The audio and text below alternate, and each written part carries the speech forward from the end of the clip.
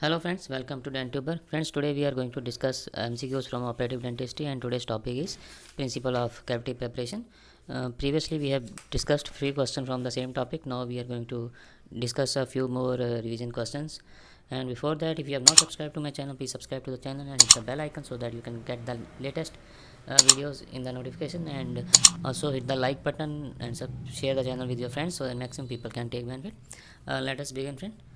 First question is, restoration of a cusp using dental amalgam requires that all amalgam be removed to bulk. Only the enamel be removed to conserve tooth structure. At least 2 mm of the cusp be removed to provide retention form. At least 2 mm of the cusp be removed to provide resistance form. So the correct answer of this question is option D, that is at least 2 mm of cusp be removed to provide resistance form. So there are certain rules for cusp capping. You can go through these in student. I will briefly read out a few.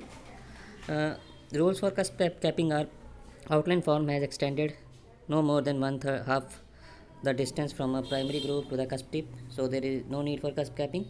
If the extension is from 1/3 to 2/3 distance, considered cusp capping, and if the extension is more than 2/3 distance, cusp capping is mandatory. For cusp capping with amalgam, the cusp reduction should be 2 mm for functional cusp and 1.5 mm for the non-functional cusp. For cusp capping with metal, the cusp reduction should be 1.5 mm for the functional cusp and 1 mm for the non-functional cusp. Next concept: what is common in class 1 cavity preparation for amalgam and gold inlay? Buccal-lingually divergent walls, mesodistally divergent walls.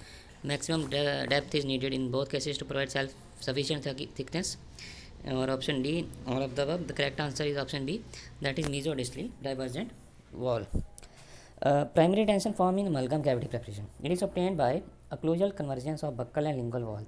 The mesial and distal wall should be slightly diverged occlusally if the distance from the marginal ridge to the proximal surface is less than 1.6 mm to prevent undermining of the marginal ridge.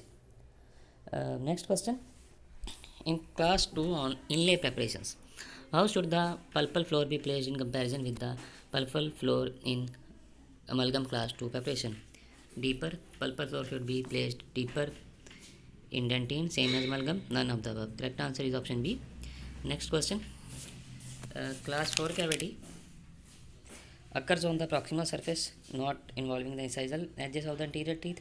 Occurs on the proximal surfaces involving the incisal edges of the anterior teeth. Occurs on the proximal surface involving the incisal edges of the posterior teeth. Involves the buccal surface of the anterior and posterior teeth. Correct answer is option B, that is occurs on the proximal surface involving the incisal edges of the anterior teeth. Next question.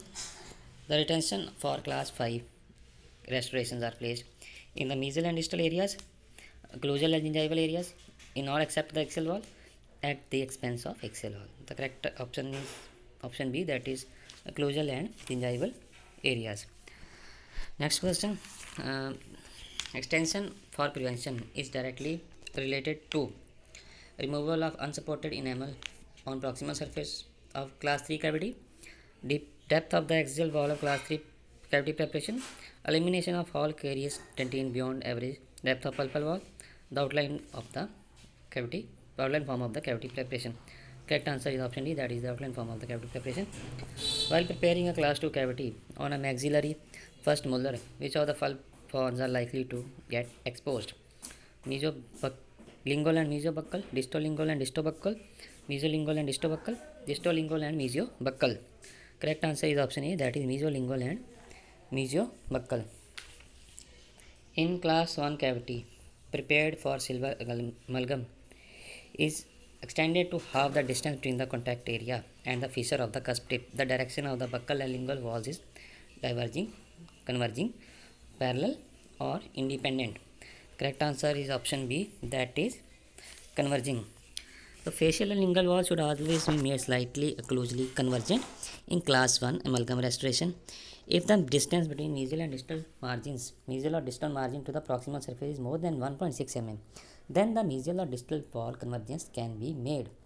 If the distance is 1.6 mm or less, mesial or distal wall should be diverged occlusally. Next question.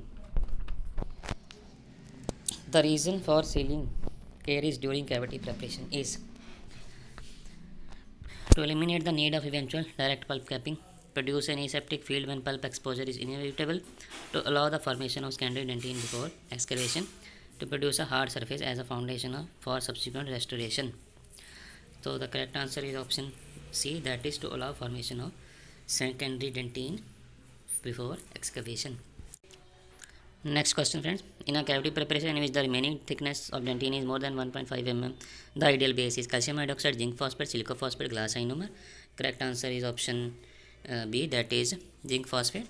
For effective pulp protection, the dentinal depth, that is effective dentinal depth between pulp and dental base of the restoration should be 2 mm. This may include remaining dentine liner or a base. If the excavation is deep or very close to the pulp, calcium hydroxide liner is indicated. If the excavation is not deep or sufficient dentine is remained, zinc phosphate base is indicated. No liner is indicated. Next question. The function of the proximal grooves in class 2 cavity is resistance form, retention form, increased strength, resistance and retention form. Correct answer is option D, that is resistance and retention form. Generally, the features which enhance the retention of a restoration also enhance the resistance form. Some examples which increase both resistance and retention form are retention locks, grooves, slots, pin, groove extension and skirts. Next question. An incipient carious lesion on an interproximal surface is usually located at the contact area, facial to the contact area, gingival to the contact area, lingual to the contact area. Correct answer is option C, gingival to the contact area. In an ideal restoration, gingival margin should be below contact point but 1 mm occlusal to the gingival crest, below contact point but at the level of the gingival crest, below gingival crest at contact point. Correct answer is option A, that is below contact point but 1 mm occlusal to the gingival crest. Extending the gingival margin into a circle should be avoided because subgingival margins are difficult to restore and may contribute to periodontal diseases. Next question.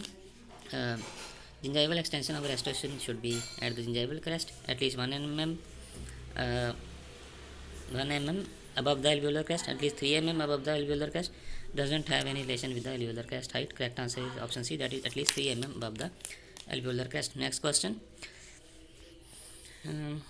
Resistance form of cavity preparation is flat floor, enough depth of the cavity, restricted size of external wall, all of the above. Correct answer is option D, that is all of the above. So friends, this is all about today's video. I hope you like the video. If you really like the video, please hit the like button, and if you have any comments or suggestions, you can feel free to go to the comment section, and I request you to subscribe my channel and hit the bell icon so that you can get notification of the latest videos, and also share the channel with your friends so that maximum people can take benefit. We will be soon back with a new video, friends. Till then, keep studying. Bye friends, take care friends.